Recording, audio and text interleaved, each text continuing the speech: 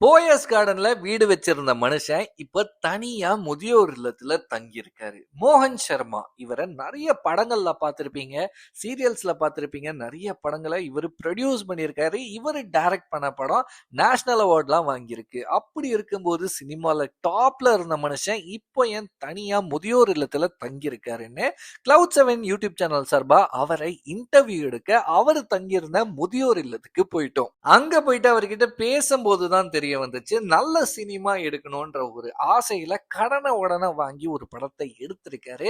அந்த படம் இவருக்கு நல்ல பேரை வாங்கி கொடுத்திருக்கு. ஆனா வியாபார ரீதியாக பெருசா வசூல் செய்யாத காரணத்தால இவரோட சொத்தை இவர் வித்து அந்த கடன் எல்லாம் அடைச்சிருக்காரு. அதனாலதான் இந்த ஒரு நிலைமை இவருக்கு உருவாகி இருக்கு. அண்ட் அதே சமயத்துல அந்த படத்தோட சேட்டலைட் ரைட்ஸ் ஏதாச்சும் ஒரு டெலிவிஷன் சேனல் வாங்கிட்டாங்க அப்படின்னா இவருக்கு இருக்கக்கூடிய நிலைமை மாறும் அப்படின்ற மாதிரி அவரே சொல்லியிருந்தாரு.